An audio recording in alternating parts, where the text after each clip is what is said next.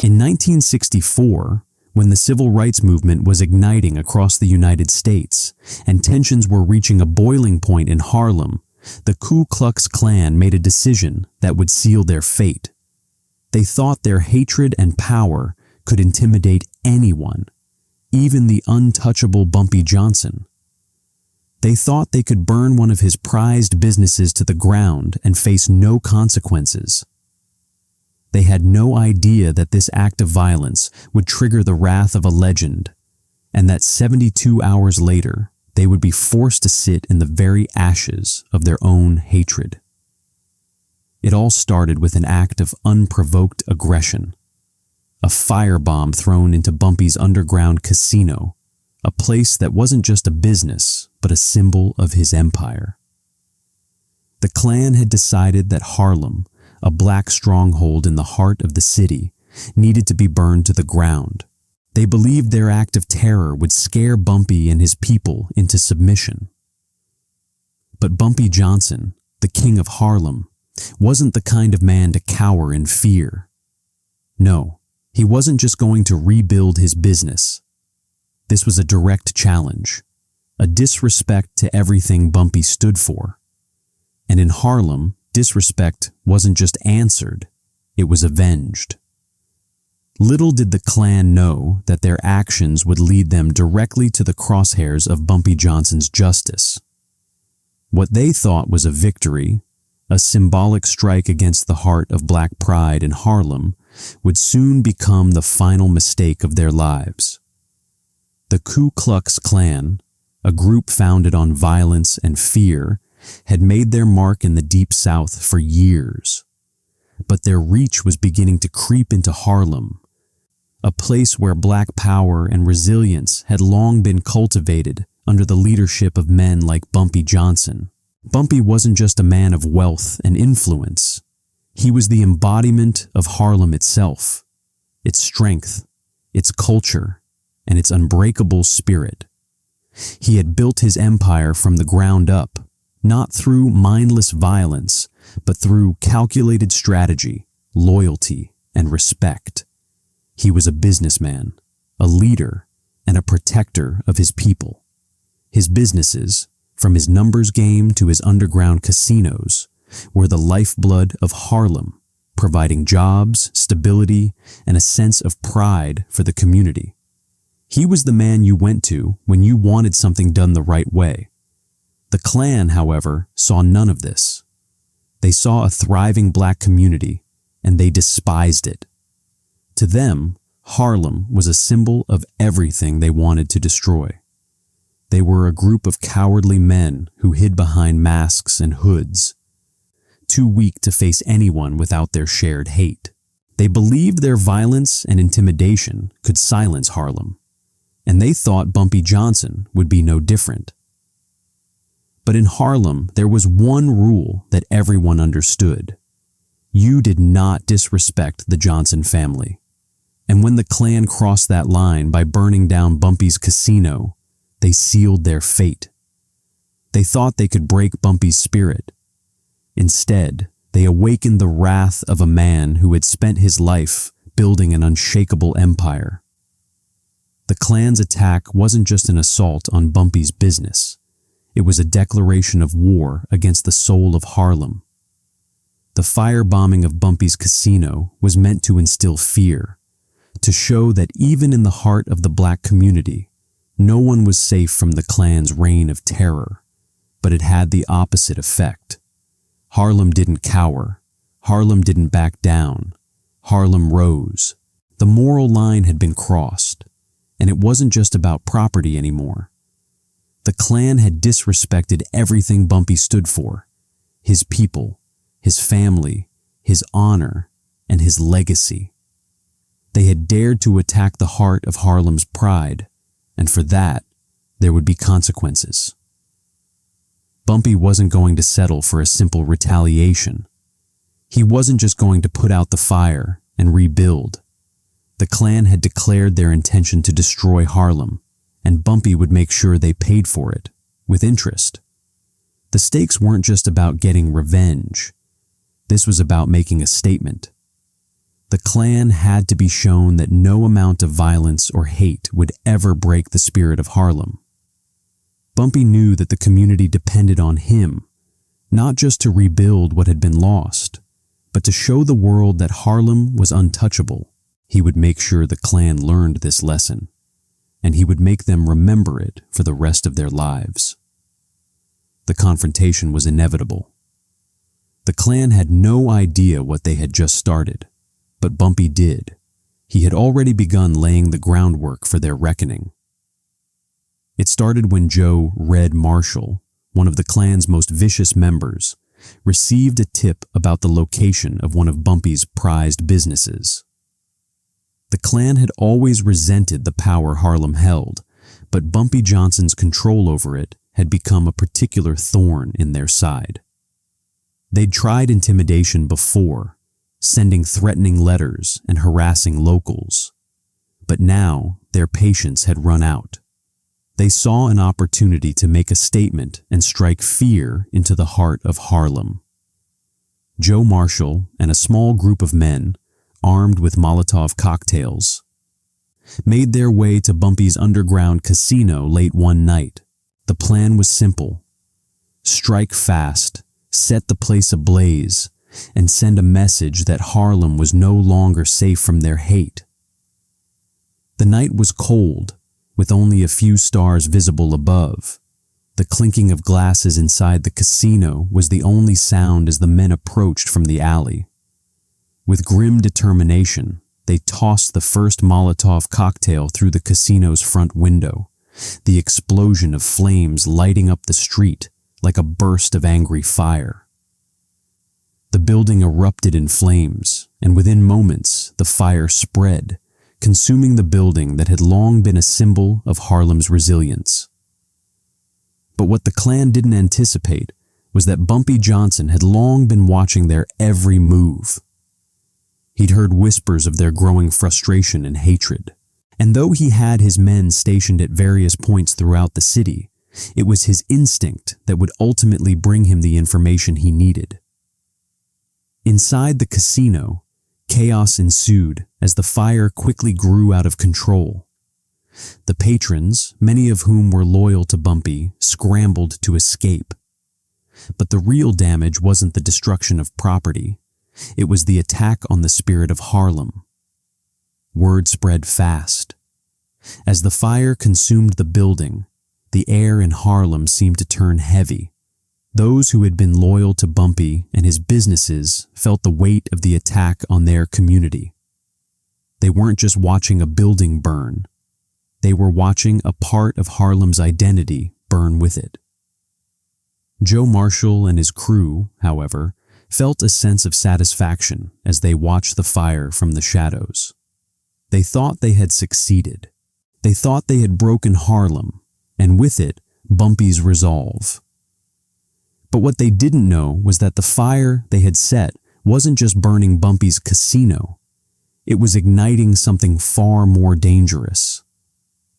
The Klan didn't realize that the moment they set that fire, they were walking directly into Bumpy's sights.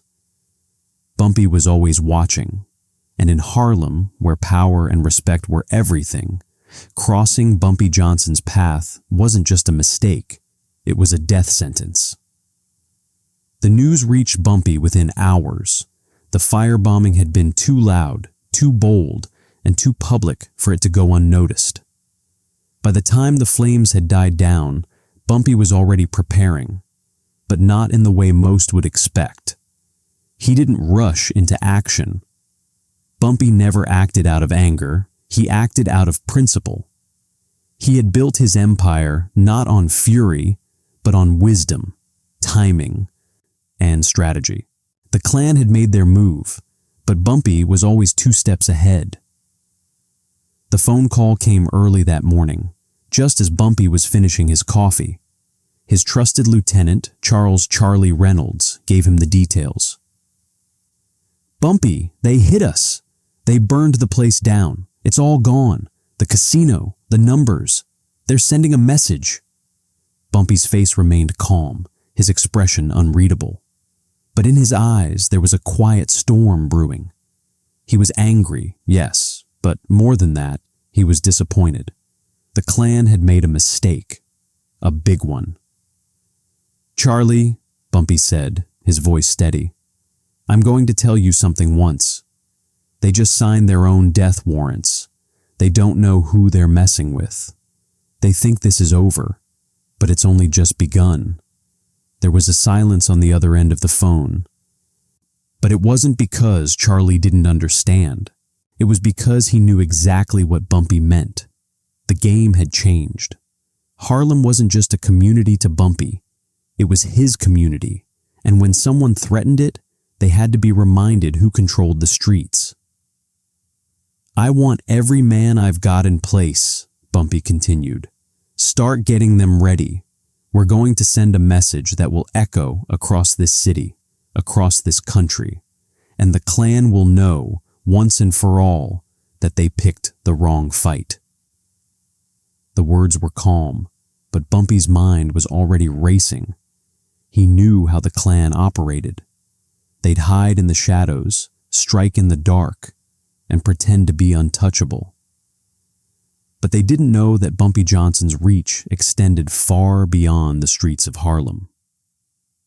They were about to learn the hard way what it meant to cross him. The next 48 hours passed with a strange kind of calm. On the surface, Harlem appeared to be going about its usual business. The streets were filled with people going to work, chatting in the shops, living their lives. But behind the scenes, Bumpy's men were moving in silence, preparing for what would be a swift, calculated retribution. The Klan, still basking in their victory, had no idea what was coming. They believed that their act of violence would instill fear, that it would make Bumpy bow to their power. But instead, they had unknowingly triggered the storm.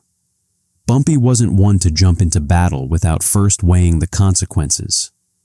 He was a man of strategy, and his planning was precise. Every move he made was calculated, every step laid out to ensure that the outcome would be nothing short of perfect justice. On the outside, everything appeared to be normal. Bumpy continued his routine, meeting with allies, ensuring his other businesses were running smoothly. But his mind was never far from the task at hand. Every conversation, every gesture, every action was part of the larger plan. The Klan, on the other hand, continued to feel the false security of victory. They drank, laughed, and boasted about their success, unaware that Bumpy had already turned the tables. Every moment they wasted, every day they believed they had escaped retribution, was one step closer to their downfall. On the night of the third day, as the Klan sat in their headquarters, their confidence reaching a fever pitch, Bumpy's trap was finally set into motion. Bumpy had brought together a small army of men who understood what was at stake and were willing to sacrifice everything for justice. They had been waiting for this moment, knowing the exact time to strike. The Klan members were spread out, complacent, believing they had accomplished their mission. They were scattered in the buildings they had hidden themselves in, celebrating their twisted triumph. But Bumpy knew that every victory had its price, and this one would come due sooner than they could imagine. With a subtle nod from Bumpy, the men moved. The streets were silent, but the air crackled with tension. The first wave of men entered the Klan's headquarters, silently cutting off any escape.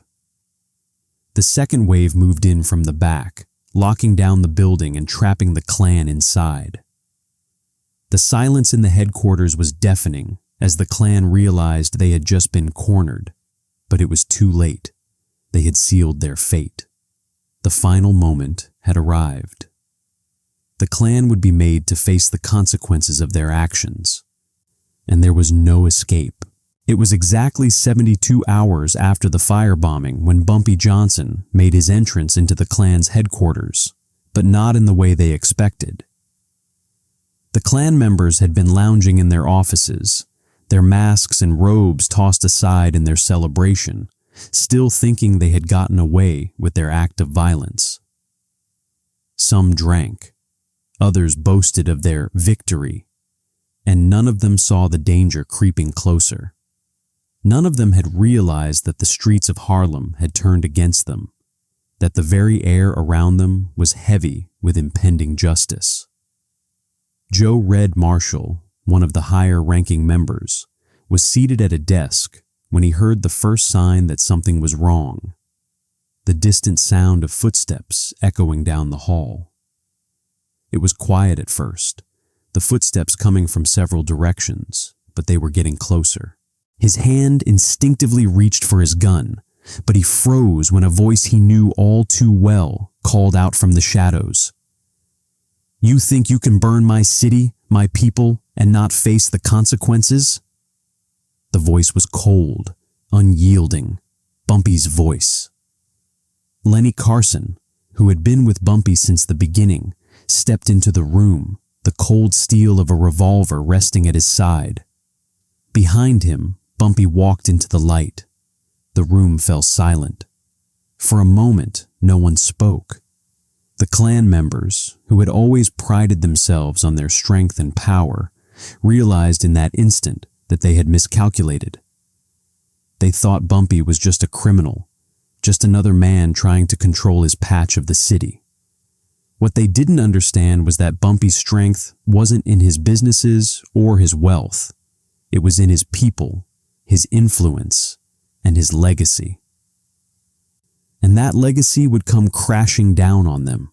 "I don't care who you are," Red Marshall sneered, trying to find courage in his arrogance. "We've got the law on our side. We've got—" "What you don't have," Bumpy interrupted, his voice calm but piercing, "is respect. And that's something you'll never get back." A tense silence lingered, the weight of Bumpy's words hanging in the air like a storm waiting to break. The Klan members could feel their power slipping away. They had crossed the line, and now Bumpy was here to make them pay. "This is it, gentlemen," Bumpy said, his tone matter-of-fact, almost like he was delivering a final judgment. "You thought you could take what's mine, but what you don't understand is that respect doesn't come cheap. And in Harlem, you don't burn what's ours and walk away. Not now, not ever." Without another word, Bumpy's men closed in on the Klan members, swiftly and efficiently securing every exit, blocking any chance of escape. The Klan's vaunted sense of invincibility had evaporated. The trap had been set, and it was now time for them to face justice. Bumpy didn't need to say more. The consequences were already unfolding. He had planned every move with military precision. Every man in the Klan's headquarters now found himself sitting in the ashes of his own making. They had burned Bumpy's business to the ground, thinking they could extinguish the spirit of Harlem. But now, the Klan members found themselves forced to sit in the very remains of their hatred, the smoke still rising from the embers of their destruction. Bumpy's men had already disarmed the Klan, making sure that no one would get in the way of what needed to happen. The Klan members, who had once walked with such arrogance, were now sitting, powerless, humiliated, and at the mercy of Bumpy Johnson's justice. But Bumpy's retribution wasn't just about destruction, it was about reclaiming respect. The message was clear. No one, not even the most dangerous racists, could come into Harlem and act as though they owned it. Harlem was Bumpy's. The people were his. And if you crossed him, you faced the consequences. Bumpy didn't draw out the punishment. His actions were swift, efficient. The Klan was disarmed, and their fate sealed. They would be left to contemplate their foolishness in those very ashes, while the community that had once been threatened would rise again, stronger and more united than ever. The impact of Bumpy's response to the Klan was felt throughout Harlem and beyond. Word spread quickly, and soon everyone knew that the Klan's brutal attack had been met with swift, unrelenting justice. The fire they had set in Bumpy's casino had not just been extinguished, it had been turned into a symbol of Harlem's resilience. For the Klan members who survived, their lives were never the same. The reputation they had tried to build, the fear they had once commanded, vanished overnight. They were no longer seen as powerful figures, but as men who had failed in their attempt to crush the spirit of a community. As for Bumpy, he continued to walk the streets of Harlem as a living legend. The businesses were rebuilt, the community thrived, and Bumpy's standing only grew stronger. Harlem's people looked to him not just as a leader, but as a symbol of what it meant to defend what's yours. And the Klan, their name became a whisper, a cautionary tale in the streets of Harlem, a place where hatred would always be met with justice, swift, precise, and unforgiving. What Bumpy did that night wasn't just about retaliation. It was about showing the world that no amount of violence could ever defeat the power of respect, unity, and honor. Bumpy Johnson proved that when you protect what's yours, your family, your community, your legacy, you show the world that there is no fear in standing up for what's right. If this story hit you, smash that subscribe button. We're telling the Bumpy Johnson story's history forgot. The moments that made him a legend, the code that made him untouchable. Drop a like if you think Bumpy was the smartest man in Harlem. And in the comments, what would you have done if you were Bumpy Johnson in that moment? More legendary stories coming next day.